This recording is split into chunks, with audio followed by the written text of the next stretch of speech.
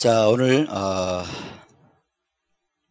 민수기 6번째 파라샤죠. 6번째 파라샤입니다. 알리야 책에는 후카트와 발락이 함께 가는 걸로 되어 있죠. 그러나 우리 교회는 조금 유도리를 발휘했습니다. 융통성을 발휘해서 샤보트를 우리가 건너뛰고 지금 하나씩 하고 있습니다. 그래서 이번 주에 후카트, 다음 주에 발락, 이런 식으로 할 겁니다.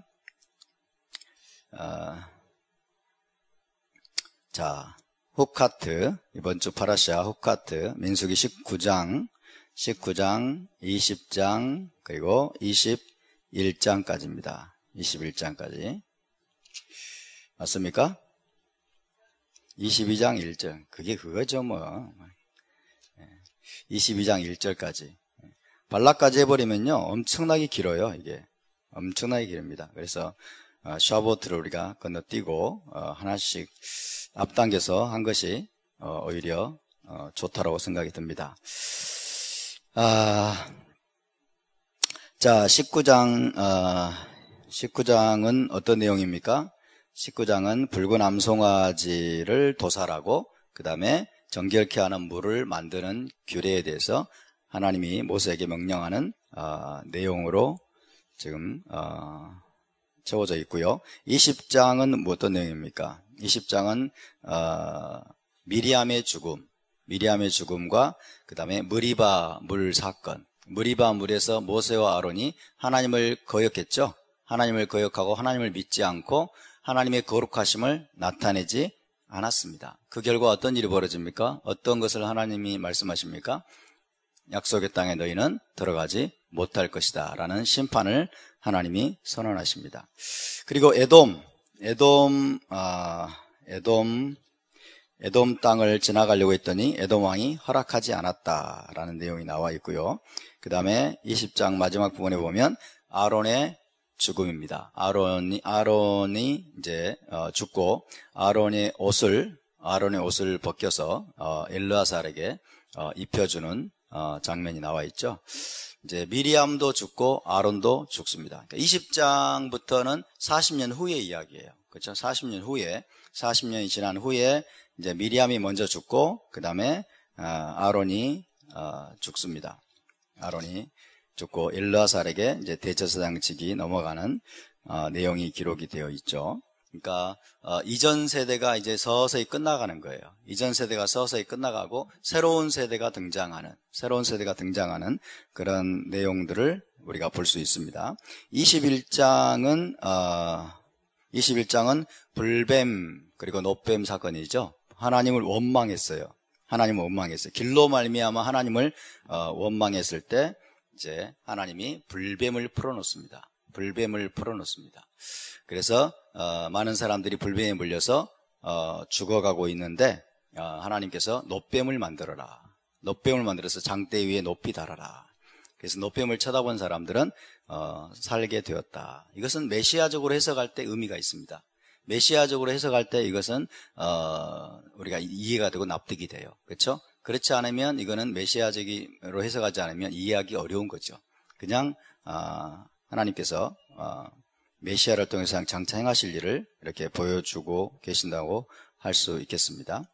그 다음에 이제 21장의 나머지 부분들은 아모리 왕 시온을 정복하고 그 다음에 마지막 부분에는 바사랑 옥을 정복해서 그 땅을 차지한 내용으로 이제 마무리가 되고 있습니다. 이제 이거는 아모리 왕 시온을 정복하고 바산 왕 옥을 정복한 이야기는 이제 가나안 땅 정복 전쟁의 예행 연습을 하고 있는 거죠. 예행 연습을 하면서 이제 하나님께서 실제적으로 가나안 땅 정복을 위해서 준비시키는 그런 과정으로 우리가 이해할 수가 있겠습니다. 자, 오늘 19장 첫 번째 알리야를 우리가 읽도록 하겠습니다. 19장 1절부터 17절까지 17절까지 첫 번째 알리야 한 절씩 교도하겠습니다. 여호와께서 모세와 아론에게 말씀하여 이르시되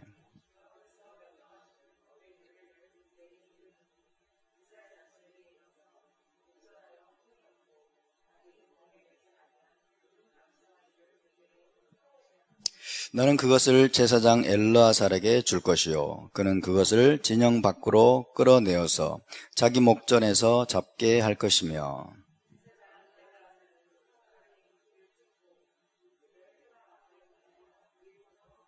그 암소를 자기 목전에서 불사르게 하되 그 가죽과 고기와 피와 똥을 불사르게 하고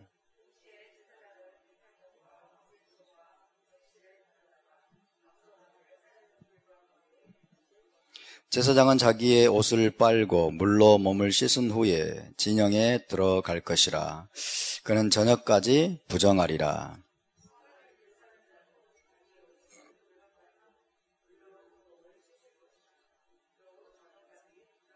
이에 정결한 자가 암송아지의 죄를 거두어 진영 밖 정한 곳에 둘지니 이것은 이스라엘 자손 회중을 위하여 간직하였다가 부정을 씻는 물을 위해 간직할지니 그것은 속죄제니라.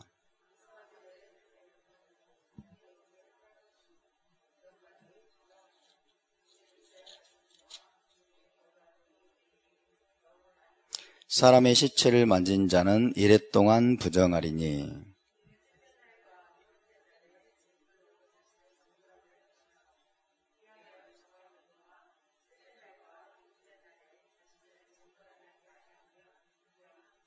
누구든지 죽은 사람의 시체를 만지고 자신을 정결하게 하지 아니하는 자는 여호와의 성막을 더럽힘이라. 그가 이스라엘에서 끊어질 것은 정결하게 하는 물을 그에게 뿌리지 아니하므로 깨끗하게 되지 못하고 그 부정함이 그대로 있음이니라.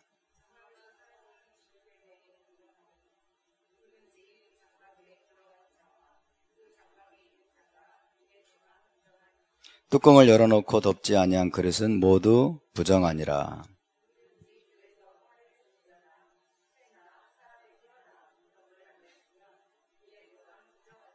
그 부정한 자를 위하여 다같이 그 부정한 자를 위하여 죄를 깨끗하게 하려고 불사른 재를 가져다가 흐르는 물과 함께 그릇에 담고. 아멘.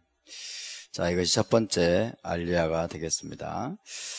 2절 말씀을 다시 한번 보시면 여호와께서 명령하시는 법의 율례를 이제 이르노니 이스라엘 자손에게 일러서 온전하여 흠이 없고 아직 멍에 매지 아니한 붉은 암송아지를 내게로 끌어오게 하고 이렇게 하나님 말씀하셨습니다. 여기 보니까 법의 율례 이렇게 되어 있죠.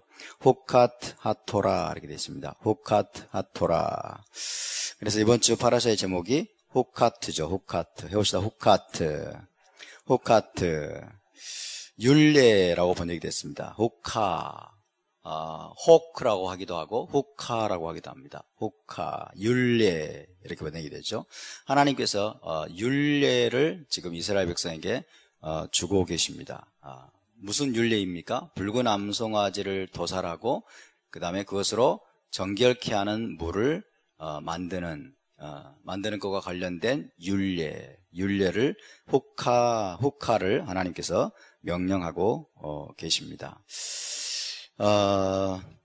하나님의 계명들에 대해서 토라에는 많은 계명들이 있죠. 많은 하나님의 명령, 하나님의 계명들이 있습니다. 하나님의 계명들에 대해서 우리 기독교는 어떻게 분류를 했느냐? 어떻게 분류를 하고 있을까요? 첫 번째, 의식법. 두 번째, 민법이나 혹은 사회법. 세 번째는 도덕법. 이렇게 분류를 하죠. 의식법, 민법이나 사회법, 그리고 도덕법. 이렇게 분류를 했습니다. 이렇게 분류한 이유는 무엇일까요? 기독교가 이렇게 분류한 이유는 뭘까요? 자기들이 지키지 않는 것들을 정당화하기 위해서, 그죠? 지킬 수 없다고 생각하는 것들을 정당화하기 위해서 그런 식으로 분류를 했습니다. 그래서 의식법은 더 이상 의식법은 유효하지 않다. 의식법은 십자가에서 이미 끝났다. 예수와의 죽으심으로 의식법은 이제 끝났다. 율법으로부터 해방시켰다는 말씀이 바로 의식법에서 우리를 자유케 하셨다는 말씀이다. 이렇게 해석하는 사람들이 굉장히 많습니다. 민법이나 사회법은 이미 각 나라의 법들로 정착이 되어 있기 때문에 굳이 우리가 이스라엘의 민법에 대해서 신경 쓸 필요는 없다. 이렇게 이야기를 하죠. 그러나 도덕법은 영원하다. 도덕법은 영원하고 오히려 예수와께서 오셔서 강화시켰다. 이렇게 하죠. 강화시켰다. 이를 강화시켰단 말은 예를 들면 어떤 것들입니까? 여자를 보고 음욕을 품는 자마다 이미 간음하였느니라. 그죠? 구약 이 타나크에 따르면은 행위를 하면 간음한 거죠. 근데 예수와께서는 뭐라고 했어요? 여자를 보고 음욕을 품는 자마다 이미 간음하니라. 강화시켰다는 거죠. 그래서 도덕법은 오히려 강화되었다라는 겁니다. 자, 의식법, 민법이나 사회법, 그리고 도덕법 이렇게 분류를 합니다. 굉장히 저명한 신학자들이 이런 해석, 이런 분류법들을 사용을 하죠. 마틴 로이드 존스라고 하는 유명한 신학자가 있습니다. 목회자가, 신학자면서 목회자인데 이 사람이 이거를 처음 했는지는 모르겠지만 이 사람이 책에 보면 이렇게 나와 있어요. 그래서 왜 의식법을 우리가 지키지 말아야 되는지, 지킬 필요가 없는지, 근데 왜 우리는 도덕법은 지켜야 되는지를 설명을 합니다. 거기에 따라서 수많은 목회자들이 이제 그것을 인용하면서 이것들을 전파를 하게 되죠. 이 분류법을 따르면 굉장히 그럴싸해 보입니다. 그렇죠? 그럴싸해 보이죠. 지금 성전이 없기 때문에 지키지 않는 것들이 참 많죠. 그래서 왜 우리가 그런 어떤 의식들을 행하지 않고 있는지에 대한 아주 적절한 설명인 것처럼 보입니다. 아주 적절한 설명인 것처럼 보여요. 그래서 도덕법은 철저하게 옹호를 하니까, 그렇죠? 도덕법은 철저히 옹호를 하니까 아주 적절한 설명인 것처럼 보입니다. 그러나 우리가 이것의 맹점을 알아야 돼요. 이것의 맹점이 있는데 첫 번째 토라 자체는, 성경 자체는 하나님의 계명을 이렇게 분류한 적이 없다는 겁니다. 이것이 첫 번째 맹점이에요. 성경 자체가 이렇게 분류한 적이 없어요. 이거는 성경적인 근거가 없는 분류법이에요. 그렇죠? 성경적인 근거가 없는 분류법이다. 인위적인 분류법이에요. 인위적인. 기독교가 인위적으로 이런 식으로 분류한 것입니다. 그렇죠? 의식법을 지키지 않기 위해서, 지키지 않는 걸 정당화하기 위해서, 그렇죠? 우리 시대에 도저히 지킬 수 없다고 생각하는 것들을 지키지 않는 것을 정당화하기 위해서 이런 식으로 분류를 해놓은 거예요. 이런 식으로 분류를 해놓은 거예요. 이것이 첫 번째 이유입니다. 성경적인 근거가 없다. 토라 자체는 이렇게 계명을 분류한 적이 없다. 이해되십니까? 두 번째, 이 상호간의 이 분류가 모호하다는 거예요. 기준이 모호하다. 기준이 모호하. 어떤 것은 의식법이고 어떤 것은 민법이고 어떤 것은 도덕법이냐, 이런 거예요. 그래서 기준이 모호하. 그러니까 이게 정말 맞다면 여러분 원칙대로 해야죠. 맞습니까? 원칙대로 해야죠. 자, 근데 이 사람들이 원칙이 아주 흔들리는 거예요. 왔다 갔다 하고 기준이 모호하기 때문에.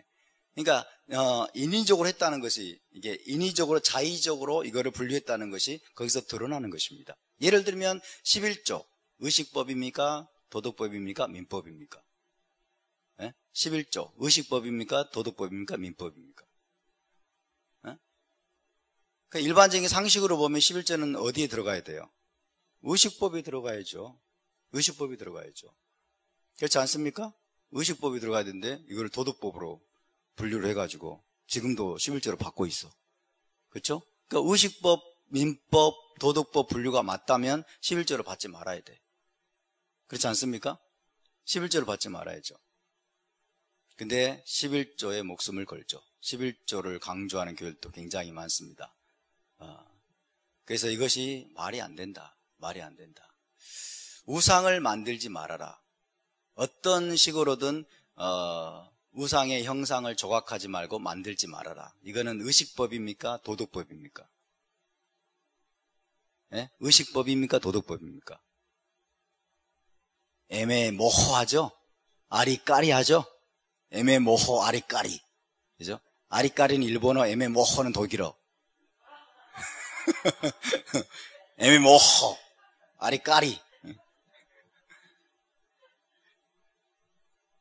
우상을 조각하지 말아라. 만들지 말아라. 이건 의식법이에요? 도덕법이에요? 도덕법이라고 할 수는 없죠. 그죠? 도덕법이라는 게 어떤 게 도덕법이에요? 일반적으로 정의한다면 사람과 사람 사이에 반드시 지켜야 될 어떤 도리, 마땅한 도리 이런 게 의식법, 이 도덕법이잖아요. 그렇죠? 근데 우상을 만드는 게 무슨 사람과 사람 사이에 지켜야 될 그런 거예요. 말이 안 되는 거예요. 그래서 이런 맹점들이 있어요. 그래서 이런 식의 자의적이고 인위적인 분류법은 오히려 문제를 악화시킨다. 문제를 오히려 악화시킨다 하는 것입니다. 문신을 하지 말아라. 이거는 의식법입니까? 도덕법입니까? 내가 내 몸에 문신하겠다는데 이게 무슨 도덕법이에요? 내가 내 몸에다가 문신한다는데, 내가 내 몸을 멋있게 보이기 위해서, 그죠? 용도 아니고 여기다 그냥 예쁜 나비 하나 문신한다는데, 그죠? 예쁜 나비 하나 문신한다는데 뭐가 문제예요? 이거는 도덕법이라고 할 수 없지 않나요? 그렇지 않습니까? 그러니까 도덕법, 의식법, 민법 이런 식의 분류는 말이 안 되는 거예요, 여러분. 우리가 붙들어야 될 분류는 유대적인, 히브리적인 분류법이에요. 유대적이고 히브리적인 분류법이라고 하는 것은 사실은 토라 자체가 분류하고 있는 겁니다. 토라 자체가, 그죠? 하나님의 말씀 자체가 하나님 자신이 분류하고 계시는 그 분류법에 따라서 우리가 토라, 하나님의 계명들을 이해하는 게 필요합니다. 아멘? 자, 그래서 유대인들은 이 미츠보트, 하나님의 미츠보트를 어떻게 분류를 하느냐, 여러분이 아시는 분도 계시겠지만 다시 한번 들어보세요. 첫 번째 토라가 미시파팀을 말씀하고 있습니다.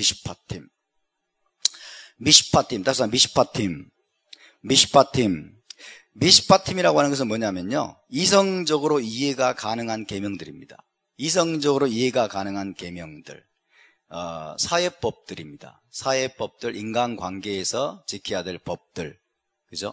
사회법들, 인간관계에서 지켜야 될 법들을 미시파팀이라고 합니다. 그래서 출애굽기 21장부터는 하나님이 너희가 지켜야 될 법규는 이러하니, 그러죠? 법규들, 그죠? 이스라엘 사회 속에서, 인간관계 속에서 지켜야 될 법규들을 미시파팀이라고 했습니다. 살인하지 말지니라. 이거는 이해가 가능하죠? 도둑질하지 말지니라. 이해가 가능하죠? 그죠? 거짓말하지 말라. 이해가 가능하죠? 이런 것들이 미시파팀이에요. 눈에는 눈, 이에는 이. 이것도 이해가 가능하죠? 그렇죠? 다른 사람의 눈을 다치게 했으면은 그 눈을 다치게 한 만큼의 보상을 해줘야죠. 그죠? 그래야 이게 이해가 가능한 거예요. 이런 것들이 미시파팀이에요. 미시파팀. 해봅시다. 미시파팀. 그래서 이거를 판결규례라고도 번역합니다. 판결규례 혹은 법규. 그죠? 그러니까 재판의 기준을 하나님이 제시했던, 그런 법규들, 사회법들, 사람의 이성으로 이해가 가능한 계명들. 그래서 이거는요, 아마도 하늘에서 주지 않았더라면 인간이 만들었을 계명들이에요. 하늘에서 주지 않았더라면 인간이 자발적으로 만들었을 계명들. 하늘에서 살인하지 말지니라 말씀 안 하셨으면 인간이 이 사회를 지속하기 위해서 그런 법규를 만들었을까요? 안 만들었을까요? 만들었겠죠. 그렇죠? 그래서 이거는 이성적으로 이해가 가능한 거예요. 하나님이 굳이 말씀하지 않으셨다 하더라도 여러분, 이스라엘 나라가 전속이 가능하려면 살인하지 말고 도둑질하지 말고 이런 법들을 만들었을 만한 그런 법들이 바로 미시파팀입니다. 그렇습니다. 미시파팀. 두 번째 분류. 두 번째는 뭐냐? 답사 에두트는 증거입니다. 증거. 에두트. 이 에두트도 성경에 나와요. 에두트는 뭐냐? 유대인들이 이해하는 에두트는 뭐냐면 기념적인 계명들입니다. 뭔가를 기념하는 것과 관련된 계명들. 예를 들면 샤밧과 절기에 관한 계명들이에요. 맞자를 먹어라. 쓴 나물을 먹어라. 그죠? 유월절 규례와 같은 계명들. 그 다음에 초막을 지어라. 그리고 아르바미님을 가져다가 흔들어라. 이거죠. 기념하는 것과 관련된 그런 계명들이 바로 에두트입니다. 그것이 과거에 하나님이 하셨던 놀라운 일들을 증거해 주는 거기 때문에. 그게 에두트라고 합니다. 그래서 에두트. 자, 이것은요, 하늘에서 주지 않았더라면 인간의 머리에서 도저히 나올 수 없었을 그런 계명들입니다. 초막을 지어라. 하나님이 명령하지 않았으면 인간이 만들어냈을까요? 안 했겠죠? 맞자를 먹어라. 하나님 명령하지 않았더라면 이것도 역시 인간의 머리에서는 나올 수 없는 것들이죠. 그렇죠? 이것을 에두트라고 합니다. 샤밧과 절기와 같은 과거에 하나님 행하신 일들을 기념하는 것과 관련된 그런 계명들을 에두트라고 합니다. 에두트. 따라서 에두트. 세 번째가 바로 후킴. 따라서 후킴. 율례입니다. 율례. 이제 오늘 이제 19장에 나오는 율례. 후킴. 훅하죠. 단수형은 후킴. 이것은 여러분이 아시는 것처럼 이성을 뛰어넘는 차원의 계명들이에요. 이성을 뛰어넘는 차원의 계명들. 질문을 던지지 않고 순종해야 될 왕의 칙령들이라고 합니다. 질문을 던지지 말고 순종해야 될 왕의 칙령들. 붉은 암송아지와 관련된 계명들이 바로 이 후킴에 해당하죠. 후킴. 이 후킴은요, 율례는 사람의 이성을 뛰어넘어요. 도저히 논리적으로, 합리적으로, 이성적으로 이해가 안 돼. 왜 그래야 되는지. 그래서 유대 현인들은 뭐라고 말했냐면, 이건 너무너무 인간의 지혜와 이성과 합리를 뛰어넘는 것이기 때문에 지혜의 왕인 솔로몬조차도 이걸 이해하지 못했다 이래요. 지혜의 왕인 솔로몬조차도 이해할 수 없는 계명이 바로 이 후킴이다. 붉은 암송아지를 도살하고 또 그걸 통해서 재물을 만들어야 되는 규례는 솔로몬조차도 이해할 수 없는 그런 계명이다. 이렇게 이야기를 하죠. 그래서 다 이해하지 못하더라도 순종해야 될 그런 계명들을 바로 후킴이라고 합니다. 후킴. 그래서 이 후킴은 인간의 이성으로 이해할 수 없는 후킴 율례들은 메시아적인 의미로 해석할 때 가장 잘 해석이 돼요. 메시아와 연관시켜서 해석을 할 때 가장 잘 해석이 됩니다. 붉은 암송아지가 진영 밖으로 끌려가서 여러분 백성들을 정결케 하기 위해서 죽어야 되는 이 율례, 이것은 메시아께서 진영 밖으로 끌려가서 죽임을 당하셨던 예수와의 죽으심을 그대로 보여주는 그림입니다. 아멘. 그러니까 예수와께서 자기를 희생시키고 진영 밖에서 여러분 희생을 당하시고 죽임을 당하심으로 말미암아 모든 하나님의 백성들이 영적으로 정결하게 되고 하나님의 나라의 킹덤에 들어갈 수 있게 되는 그런 메시아적인 의미로 해석할 때 가장 타당성이 있고 가장 이해되기가 쉽습니다. 그래서 여러분 토라 자체가 분류하는 이 계명에 대한 분류법, 이것들을 우리가 붙들어야 돼요. 아멘. 우리가 동의할 수 없고 인위적으로 사람들이 만들어낸 의식법, 민법, 그리고 도덕법 분류가 아니라 토라 자체가, 그죠? 성경 자체가 분류하고 있는 계명에 대한 분류법을 우리가 기억해야 됩니다. 첫 번째가 뭐예요? 미슈파팀. 두 번째가 뭡니까? 에두트. 세 번째가 후킴입니다. 미슈파팀은 이해가 가능한, 그죠? 마땅히 행해야 될 것처럼 사람의 머리로 이해할 수 있고 동의할 수 있는 그런 하나님의 계명들 많죠. 이게 거의 대다수라고 할 수 있을 것입니다. 이게 미슈파팀이고요. 두 번째는 에두트, 샤밧에 대해서, 절기에 대해서, 하나님께서 하나하나 다 말씀하시는, 그래서 하나님이 과거에 행하셨던 놀라운 일들을 기억하는 것과 관련된, 기념하는 것과 관련된, 그죠? 일곱째 달 첫째 날에 너희는 나팔을 불지니 왜 나팔을 불어야 돼? 그죠? 왜 나팔을 불어야 돼?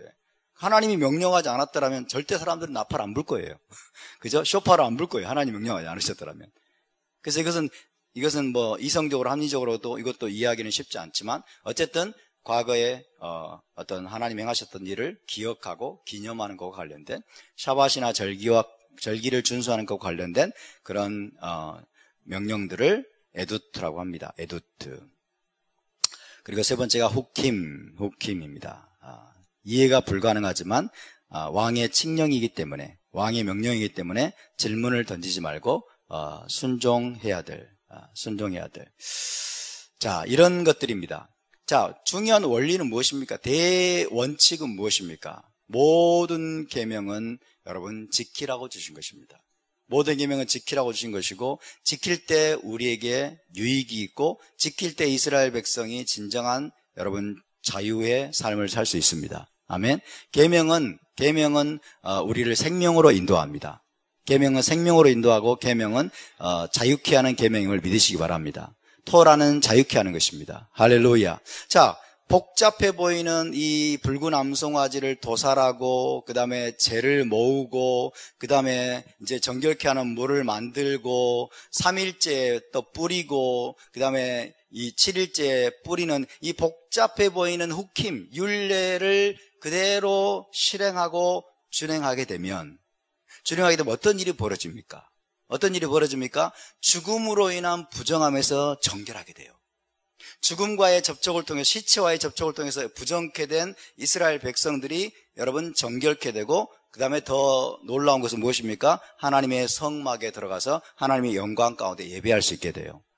하나님 임재 가운데 나아갈 수 있게 돼요. 할렐루야. 이것이 유익입니다. 유익. 그렇죠? 유익이에요. 우리를 유익하게 하고, 우리를 여러분 생명으로 충만한 하나님의 성막으로 인도하는 것입니다. 아멘. 그러니까 우리가 이 계명을 복잡하다고 생각하는 여러분 이 생각들을 내려놓고, 도저히 지킬 수 없을 만큼 이거 어떻게 다 지켜라는 생각들을 내려놓고, 우리가 이 계명들을 하나하나 여러분 준행할 때 그 계명이 우리를 자유케 하고, 그 계명이 우리를 살리고, 그 계명이 여러분 우리를 하나님과의 더 깊은 만남 가운데로 여러분 이끌어가는 것을 믿으시기 바랍니다. 하나님은 살리기 위해서 계명을 주신 것입니다. 하나님이 이스라엘에게 생명을 주시기 위해서 계명을 주신 겁니다. 이스라엘을 괴롭히기 위해서, 이스라엘을 억압하기 위해서, 이스라엘을 힘들게 만들고 속박하기 위해서 계명을 주신 것이 아닙니다. 아멘. 예수와께서 말씀하셨죠. 예수와께서 너는 내게 와서 나의 멍에를 메고 내게 배우라. 나의 멍에는 예수와께서 주시는 그분의 계명의 멍에입니다. 아멘.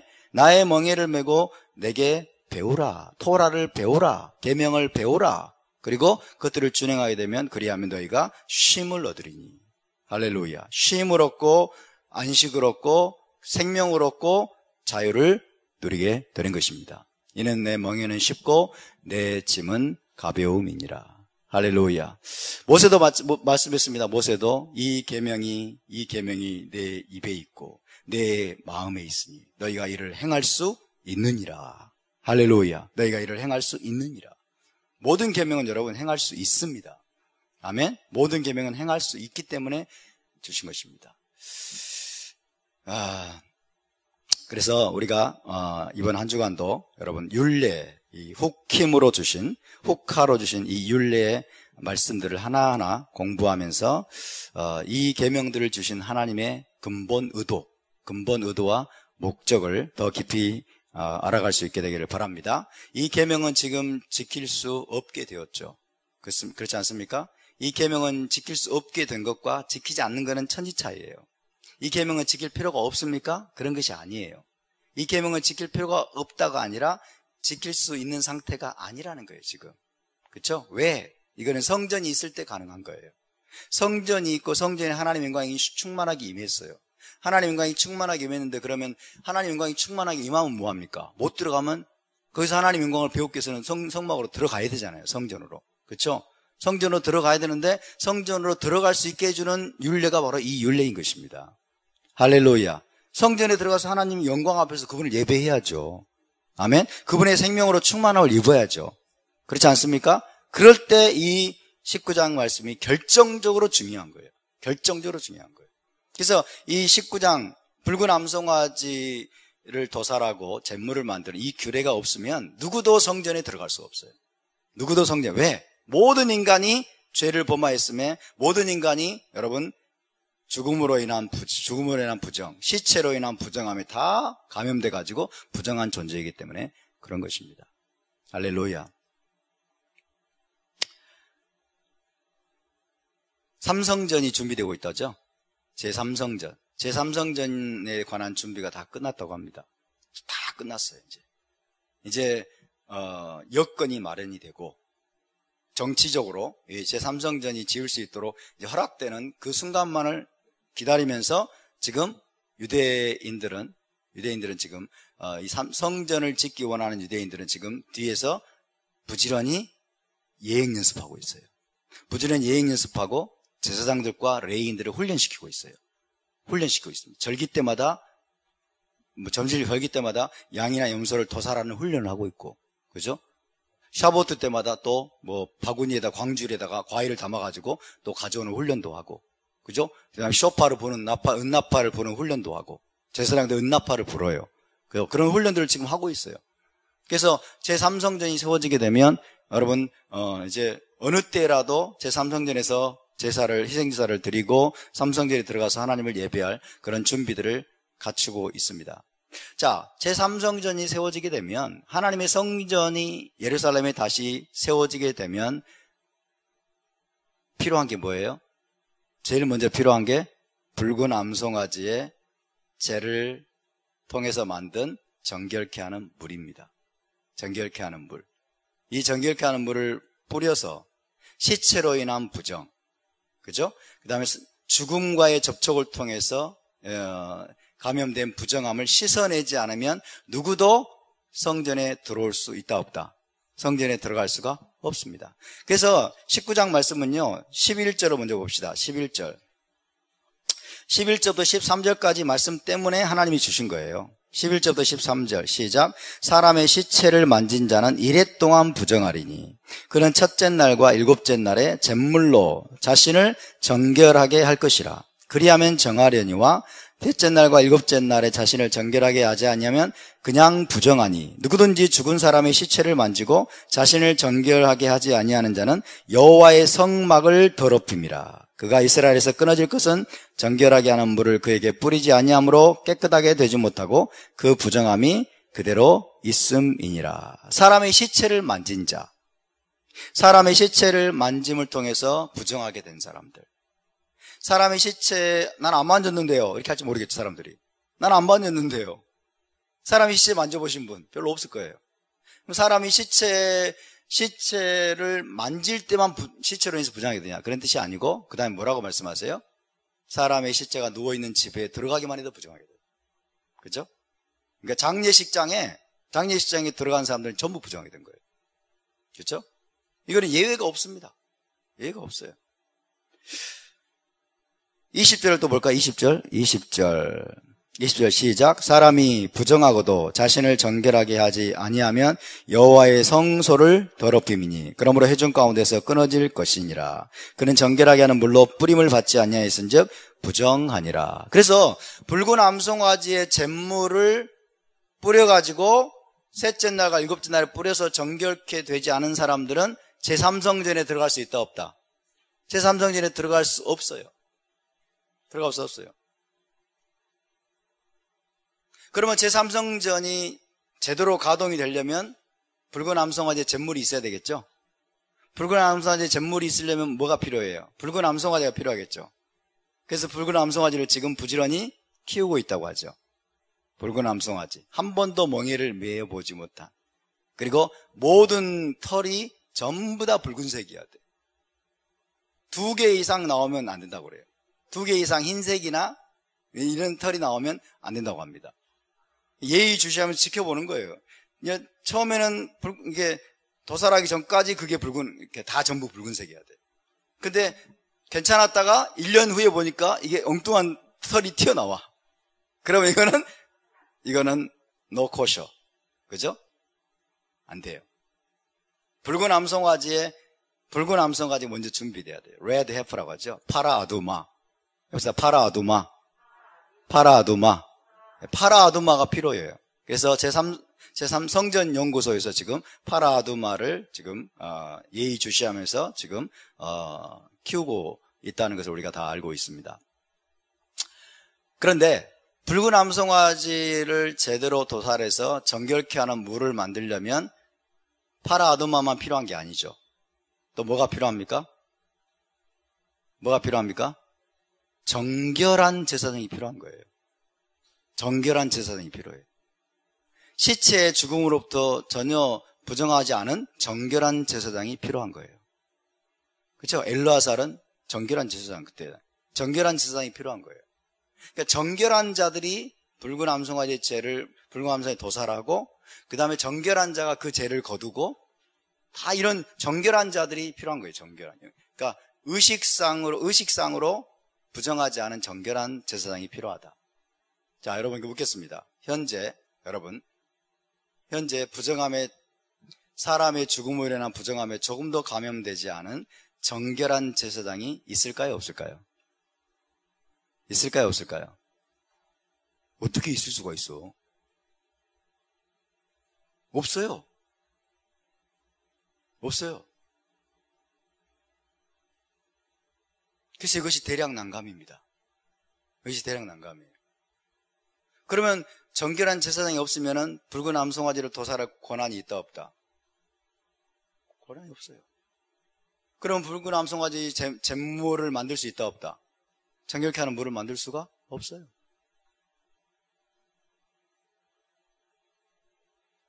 오 마이 갓! 오 마이 갓! 그래서 유대인들은요, 어떤 유대인들의 일각에서는 이스라엘 땅에는 계속해서 뭐가 있죠? 계속해서 고고학적인 그런 발견들이 이루어지고 있잖아요. 막 땅을 파고 이래가지고. 그래서 유대인들은 수천 년 된 발굴하는 과정에서 수천 년 된 이 붉은 암송아지 잿물이 나오지 않을까? 놀래기는 붉은 암송아지 잿물이 나오진 않을까? 그렇게 기대를 가진 사람이 일부 있다고 합니다만은, 이거는 가능성 제로라고 봐야 돼요. 가능성 제로라고 봐야 돼요. 수천 년 동안 이것이 여러분, 수천 년이라기 2000년이 지나고 2000년 전에 2000년 전에 만들어 놓은 붉은 암송아지 잿물이라고 할지라도 이것이 오염되지 않았으리라는 보장도 없고, 그죠? 이거를 가지고 유대교의 당국자들이 정결하다라고 판결을 내릴 가능성은 거의 없는 거예요. 그리고 발견될 가능성은 더더욱 없어요. 그렇죠? 더더욱 없습니다. 이게 불가능한 일이에요. 그럼 어떻게 해야 되죠? 어떻게 해야 돼? 정결한 제사장을 키워야 된다. 그런 아이디어도 있습니다. 정결한 제사장을 키워. 예루살렘에 가면은 이제 바위덩어리로 이렇게 딱 이렇게 바위덩어리로 덮여 있는데, 바위덩어리 밑에는 빈 공간이 있어가지고 무덤으로부터 상당히 이게 보호가 된 그런 구역이 있다고 합니다. 그 구역 안에 지하 동공 같은 곳이죠. 지하 동굴 같은 곳. 그죠? 바위덩어리로 덮여가지고 무덤이나 사람의 시체로 인한 부정함이 침입해 들어올 수 없는 그런 공간 안에 임신한 제사장 가문의 여인을 데리고 와서, 임신한 제사장 가문의 여인을 데리고 와가지고 거기서 애를 낳게 하고, 남은 제사장이죠. 낳게 하고 그 애가 20년, 30년 이상 이제 거기서 자라게 만드는 거예요. 거기서 자라게 만들어가지고 사람의 시체로 인한, 죽음으로 인한 부정함에 조금도 감염되지 않도록 해야 된다라고 주장하는 사람도 있다고 합니다. 가능할까요?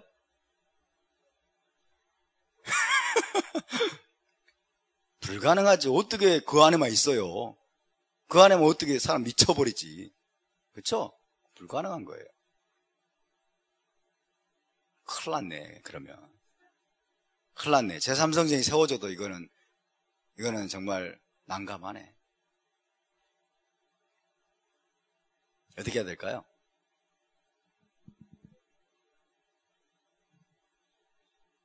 난제입니다. 난제. 그래서 난제예요.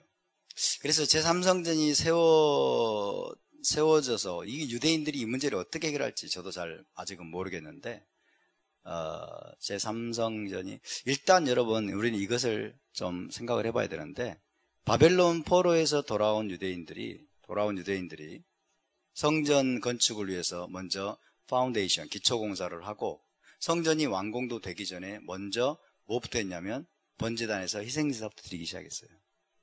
번제단 희생제사부터 드리기 시작했어요. 그래서 성전이 제대로 완공도 되기 전에 번제단에서 희생제사부터 드리게 되지 않을까, 뭐 그런 생각을 한번 해보기도 합니다. 어떤 식으로 해결될지 모르겠어요. 다만 말씀드릴 수 있는 것은 이겁니다. 자, 한번 생각을 해봅시다. 붉은 암송아지의 잿물을 누가 만들라고 했어요, 여기에? 구체적으로 엘르아살에게 가서 붉은 암송아지를 도살하고 그 잿물을 만들도록 하나님이 명령하셨어요. 엘르아살, 그렇죠? 자, 엘르아살이 최초로 붉은 암송아지를 도살하고 붉은 암송아지의 잿물을 만드는 그 미션을 부여받은 사람이에요. 그렇죠? 그러면 엘르아살은 정결해야 되잖아요. 엘르아살은 정결해야 되지 않습니까? 그럼 엘르아살은 정결했을까요? 엘르아살은 정결했을까요? 한 번도 생각해보지 못한 질문이죠. 엘르아살도 정결해야 붉은 암송아지를 도살할 수가 있어요. 엘르아살이 여러분 죽음으로 인한, 시체로 인한 부정함이 아마 그가 있을 텐데 태어나서 한 번도 시체 접촉 안 했겠어요? 장례식에 참석 안 했겠어요? 그렇죠? 엘르아살도 죽음으로 인한 부정함에 더럽혀져 있을 텐데 그 사람은 어떻게 붉은 암송아지를 도살하는 그 미션을 수행할 수 있냐는 거예요. 잿물을 뿌리고 와야지. 근데 엘르아살이 제일 먼저 만드는데? 그래서 유대인들은 이렇게 해석합니다. 모세의 권위가 그것을 가능케 했다. 모세의 권위가 그것을 가능케 했다. 모세는 마음대로 지성소에 들어갈 수 있었죠? 그렇죠? 그러니까 문자적인 토라를 모세만큼은 예외적으로 여러분 뛰어넘을 수가 있었어요. 그렇죠? 지성소에는 1년에 한 번 아론밖에 들어갈 수가 없었어요. 그러나 모세만큼은 하나님이 허락하셨죠. 모세만큼은 하나님이 마음대로 지성소에 들어가서 하나님을 대면해서 볼 수 있도록. 그렇죠? 그런 것처럼 모세는 문자적인 토라를 뛰어넘을 수 있는 유일한 사람이에요. 그래서 모세의 권위로 엘르아살이 잿물을 만들게 된 거예요. 이해되시죠? 그렇게 되면 이해가 됩니다. 그런 것처럼 여러분 마지막 때에도 어떻게 해야 되느냐? 모세와 같은 선지자가 나타나면 된다 이거예요. 모세와 같은 선지자가 나타나시면, 그죠? 모세와 같은 선지자가 바로 메시아입니다. 메시아의 권위로 붉은 암송아지의 잿물이 만들어지고 그래서 예루살렘 성전이 온전하게 가동할 수 있는 그런 방향으로 나가지 않을까. 그런 차원에서 보면 제3성전 자체는 온전한 기능을 제대로 수행하지 않을 가능성도 있습니다. 이 붉은 암송아지 잿물 때문에. 그렇죠? 유대인들이 어떻게 또 이제 이걸 정당화 시켜가지고 가동할지는 모르겠어요. 그렇지만은 모세와 같은 선지자가 나타나서 그의 권위로, 예수와는 죽음을 이기신 분입니다. 아멘. 그분의 권위로 여러분 붉은 암송아지를 도살하게 하고 잿물을 만들게 하는 그런 방향, 그런 성전이 세워지게 되는 게 바로 메시아 시대의 성전이 될 것입니다. 할렐루야. 메시아 시대의 성전 때 바로 이 붉은 암송아지 잿물을 만드는 규례가 온전히 여러분 가동될 것이고 성전도 온전한 기능을 발휘하게 될 것을 믿으시기 바랍니다. 제3성전에 대해서는 어떻게 유대인들이 이것들을 만들어가고 그 다음에 이것들을 정당화하는지를 좀 더 지켜봐야 될 것 같아요. 지켜보면서 왜냐하면 유대인들은 법이라고 하는 것은요 자꾸 해석하기 나름이거든요. 우리 문재인 정권이 법을 지들 멋대로 해석하잖아요. 그래서 정당화해버리잖아요. 그죠? 마찬가지입니다. 유대인들은요 미시나를 만들면서, 미시나는 구전 토라를 기록한 거거든요. 유대법에 따르면 구전 토라는 글로 기록되면 안 돼요. 글로 기록되면 안 돼. 구전 토라는 입으로만 전해져야 돼요. 그래서 모세를 통해서 여호수아를 통해서 그 다음에 유대교의 리더들, 여러분 이런 사람들의 선지자들에 의해서 그 다음에 뭐 사내들이니까지 이게 입에서 입으로 전해지는 게 구전 토라예요. 그래서 구전 토라에 관해서 이들은 뭐라고 말하냐면 이것이 글로 기록돼서는 안 된다라고 딱 규정이 돼 있어요. 그런데 시간이 지나면서 구전 토라 자체가 완전히 소멸될 위기에 처하니까 그 해석이 바뀌는 거예요. 그래서 이제 구전 토라가 글로 기록되어도 괜찮다고 하는 해석이 나오는 거죠. 해석이. 아마 붉은 암송아지 제물을 만드는 규례에 관해서도 유대교 나름대로의 아마 해석이 이제 나올 겁니다. 제가 아직까지는 거기까지는 제가 읽은 바가 없는데 아마 그런 게 나오겠죠. 나와서 아마 제3성전을 그렇게 하겠지만은, 그러나 우리가 좀 더 그걸 뛰어넘어서 이제 메시아께서 다시 오시게 되면, 모세와 같은 선지자가 메시아께서 오시게 되면 그분의 권위로 여러분 제사장이 이 붉은 암송아지의 제물을 만드는 그 율례들을 그대로 실행하게 될 것이고, 그리고 메시아 왕국 시대에 성전이 제 기능을 발휘하게 될 것입니다. 그때 하나님의 셰키나 영광이 여러분 그 성전에 충만하게 임할 것이고, 우리도 이제 성전에 들어가서 하나님의 영광을 배우게 될 것입니다.